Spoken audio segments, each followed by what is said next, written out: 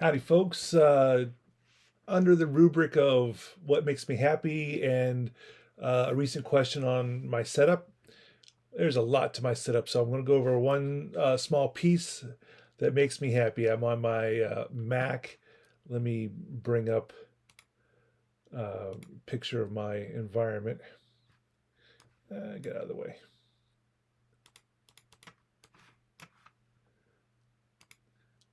All right. I don't need to be over there. Uh, So this is my messy environment, and normally I sit off this camera angle in a chair with a actual recliner, and I have my MacBook Air in my lap, and I just love working that way.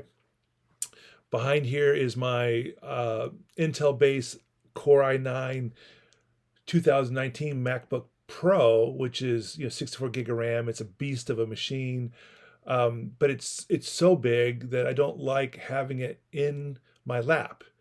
Um, but the joy that I'm going to talk about right now, two pieces. So one, I have a 43 inch 4K TV set that I use as my monitor, and so I needed to do some coding today, and my little laptop screen sitting in my recliner wasn't really cutting it.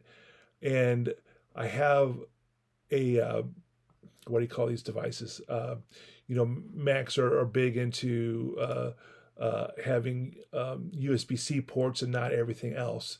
So I have one of these boxes, and I can connect memory cards. I have a keyboard, which I really like, mouse. I didn't go Apple with these. This was like, I don't know, 75, $80 for the combo pair versus I've been spending 150 bucks just for the keyboard itself and another 100 bucks for the magic mouse or the trackpad. So uh, more than fine enough for me. It's not mechanical or anything else. It's just a keyboard. But when I'm sitting at my desk, which is quite messy, I can just plug in either this laptop or this one, or this is my work supplied Mac. But anything I plug into here, now I have my monitor. So it's really easy for me to switch from working in laptop mode just to pop over to my desk, plug it in, and now I have this glorious 43-inch monitor. And, I got this utility that lets me resize windows by dragging and dropping upper corner or lower corner, what have you, and it automatically resizes. Um, on the Mac, there's a three-finger swipe up to see all my windows, and I always have a crap ton of stuff going on. And you have multiple desktops. So let's say I wanted to take this presentation I'm working on and put it in its own. I don't know why it's not working at the moment. I want to put it in its own. Oh, let me click new desktop. I can swipe it up, put it in its own, and then with a three-finger swipe, I'm over here. I'm back. It's just not. I like Macs. I like how they work. Um, and I'm doing my coding today in Visual Studio Code. It's a free tool, and I know we all have our preferences on what we like, but what I'm using this one today for is that it has a Snowflake plugin.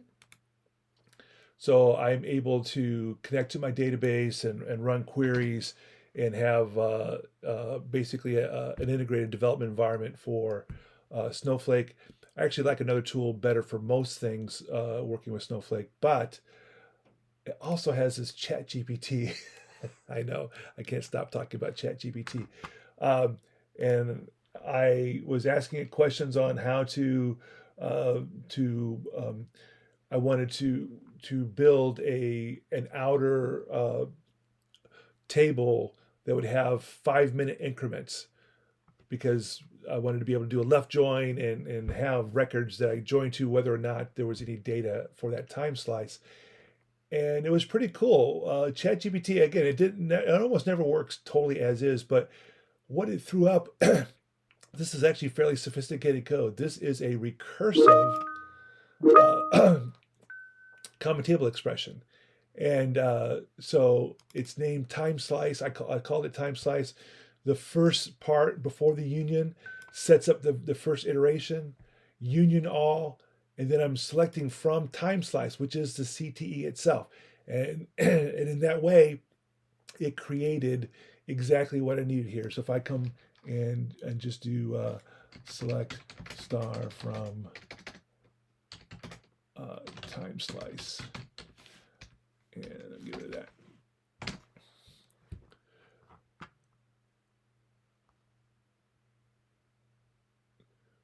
And so here I have a query that gives me 5 minute intervals generated off the fly. And I tell you, it's not that I couldn't have figured this out myself. It would have taken a lot longer than starting with what ChatGPT gave me.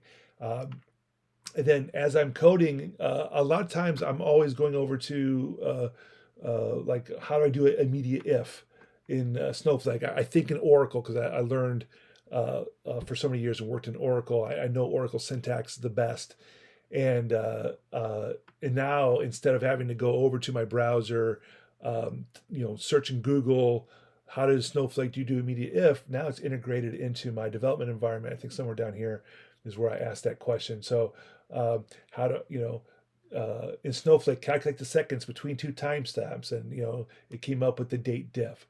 Just it's like having a little partner. It doesn't do your job for you. So this is a little slice of what I'm enjoying in my development environment today. That I have ChatGPT and Snowflake tools integrated with Visual Studio Code, which is a free tool. The fact that I got off my recliner, sat down at my desk, and all I had to do was this dock where I have my monitor plugged into the dock plugged into either of my Macs, and it's that easy to switch out. Obviously, you can hang off external hard drives and the like. I have a bunch of ports in the back there. There's some SD card slots. I never use those, but I get the little dongle for my wireless mouse is connected there. Forgive the mess, but this 43K TV, I think less than $400 I spent for this, and it's a gorgeous monitor. And the Macs have that magic of dealing with high res monitors really easy. Right now, I have these mirrored. If I wanted to, I could have this be one session, and I could use the screen on my Mac as another window and have something else up there. But right now, I just have them mirrored. That's all I'm using. That's it. Nice and quick. A little bit of joy, a little bit of my joy today. You have a good day.